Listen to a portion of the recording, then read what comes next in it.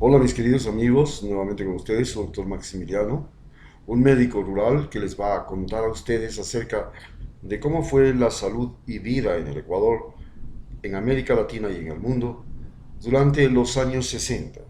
Empezaremos haciendo un enfoque de lo que fue la salud en ese momento a nivel mundial. Para los años 60 se produce lo que se llama el baby boom, después de la Segunda Guerra Mundial en que hubo tremenda mortandad. Europa comienza a tener una explosión demográfica al igual que Estados Unidos, pero esta explosión demográfica no solamente se propaga por Europa y por Norteamérica, sino que se propaga por el mundo. La explosión demográfica se debe al aparecimiento de los antibióticos y las vacunas esencialmente, pero además comenzó a desarrollarse ya la medicina privada, no solamente como la práctica y uso de antibióticos y vacunas, sino también técnicas quirúrgicas que se desarrollaron durante la Segunda Guerra Mundial con el aparecimiento de la industria del instrumental médico. Las medicinas se convirtieron en el gran negocio de ese momento. Posiblemente haya sido el primer gran negocio del mundo occidental junto con el negocio de las armas. Posteriormente este negocio entraría en competencia con el negocio de los narcóticos, del narcotráfico. Pero en ese momento se hacían las medicinas todavía sin el correspondiente apoyo científico y garantía. Es así, por ejemplo, que muchas medicinas se vendían como se vende hoy la cocaína. Lo importante era la ganancia. La diferencia está en que la cocaína es producida por narcotraficantes, por narcoproductores, y las medicinas son producidas por casas farmacéuticas. Pero comenzó una práctica que hasta ahora ha sido muy difícil de corregir, y es que se buscaban medicinas y bastaba con que tenga un efecto positivo, no se consideraba los efectos colaterales, y es así como, por ejemplo, aparecieron algunos medicamentos. Uno de ellos, por ejemplo, me perjudicó a mí, el, los aminoglucósidos. Ustedes recuerdan la gentamicina, la kanamicina. Pues la kanamicina era el medicamento de más uso en ese momento y se utilizaba contra infecciones. Yo fui víctima de ese medicamento y llegué a perder uno de mis oídos porque era ototóxico. Este fue el mundo en el cual se movía, pero en el fondo comenzó una gran competencia entre Rusia y Estados Unidos por el poder.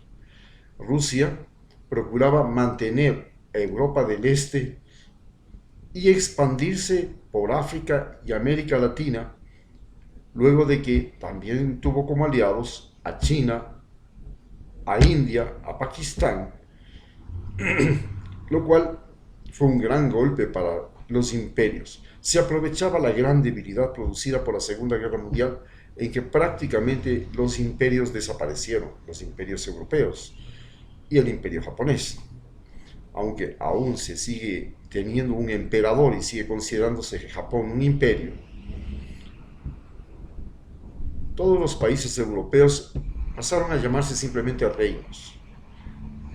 El reino británico, con la corona británica y una reina británica, los reinos de Europa, dejaron de llamarse imperios y comenzaron a pasar a ser reinos, y se vieron obligados a dejar libres a sus colonias, ni siquiera en África, en todo el mundo, incluido en las Antillas o en el sudeste asiático, en el mar Índico.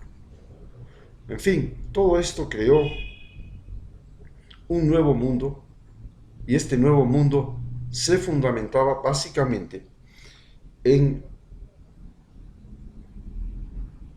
el comunismo, el anticomunismo, el baby boom y algo que era importantísimo, la revolución científico-técnica. Con la revolución científico-técnica, pues llegó el teléfono, el fonógrafo, la radio, la televisión. Posteriormente, para 1968, por ejemplo, en Ecuador llega la televisión Para 1964 la televisión en blanco y negro. Para 1968 ya la televisión en colores. Y así comienza ya a aparecer la televisión como un nuevo elemento fundamental de la comunicación social y una nueva forma de poder. Esta década es importantísima en la historia de la humanidad porque recordemos que en esta década el ser humano llegó a pisar la luna, aunque todavía no estamos seguros de que sí lo hizo Estados Unidos. De todas maneras, todos nos creímos como cierta la noticia de que Estados Unidos llegó a la luna, recogió muestras lunares, y no solamente esa vez, comenzó a llegar sucesivamente, y así han llegado algunos satélites, aunque solamente astronautas norteamericanos han sido los que han pisado la luna. Bien, en estas condiciones, ¿qué pasaba en América Latina? En América Latina, en cambio, este comunismo y este anticomunismo dieron origen a formas de dictadura, que eran la una denominada dictadura del proletariado, que ocupó Cuba con el apoyo de la Unión Soviética, y recordemos que estuvieron a punto de que haya una guerra nuclear, porque Estados Unidos se invadió Cuba, luego Cuba pidió ayuda a Rusia, Rusia instaló misiles, y estuvieron a punto de irse a una guerra nuclear entre Estados Unidos y Rusia, que se detuvo en el gobierno de John F. Kennedy por prácticamente minutos, que evitaron que haya una catástrofe global.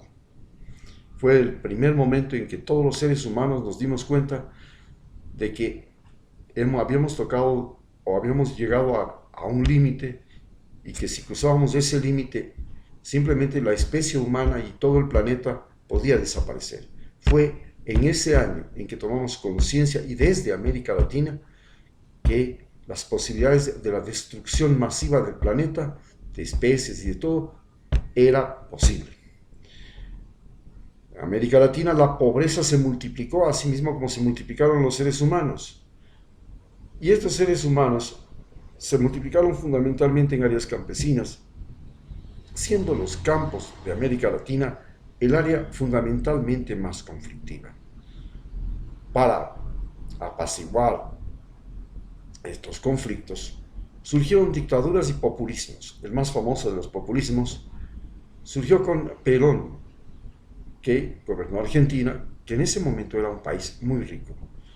En cambio, Ecuador comenzó a vivir el populismo de Velasco Ibarra, que empezando en los años 40, continuó en los 50, duró hasta los años 70. 5 veces electo presidente, de los cuales solamente una vez terminó su mandato, y en todas se proclamó dictador, y en todas fue depuesto. Todas las demás, ¿no? En tanto que habían situaciones tan tremendas, dictaduras tan fatales en América Latina, que les señalaremos solamente para recordarles lo que fue Jean-Claude Duvalier, el famoso hombre que gobernó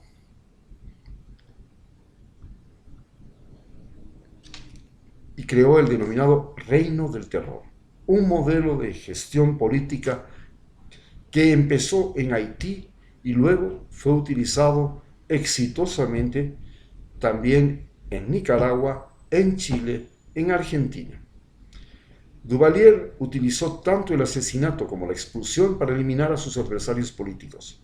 Se calcula que fueron más de 30.000 personas asesinadas. Los ataques llevados a cabo contra Duvalier por algunos militares fueron reprimidos con una especial dureza. En 1967, la explosión de algunas bombas en las cercanías del Palacio Nacional ocurrió la ejecución de 20 oficiales de la Guardia Presidencial. En esta ocasión, los barcos de la Marina bombardearon durante casi todo el día el Palacio Nacional.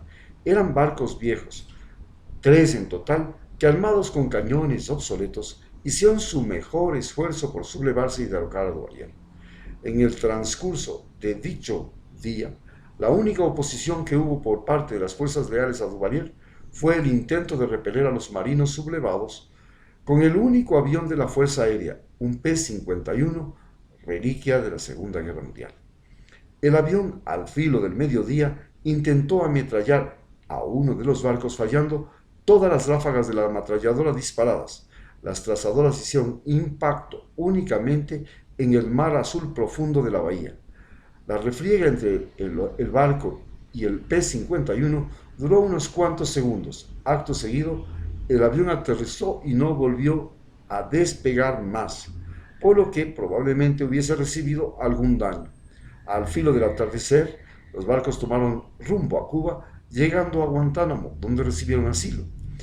En tierra quedaron docenas de marinos que por última vez, por una u otra razón, no pudieron abordar. Sus casas fueron saqueadas, luego quemadas. Aquellos que corrieron con mejor suerte llegaron a refugiarse en las embajadas de Guatemala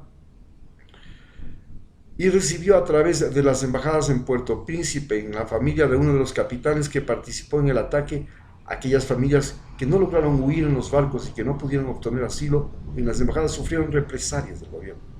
El reinado del terror de Duvalier mantuvo al país bajo su control hasta 1971, empezando, ya vimos que su gobierno empezó mucho antes, en 1950.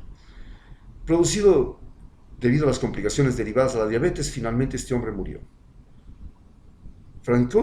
¿Cómo manejó François Duvalier su relación con el pueblo? De la forma en que después procuraron ser y manejar los demás dictadores de América Latina.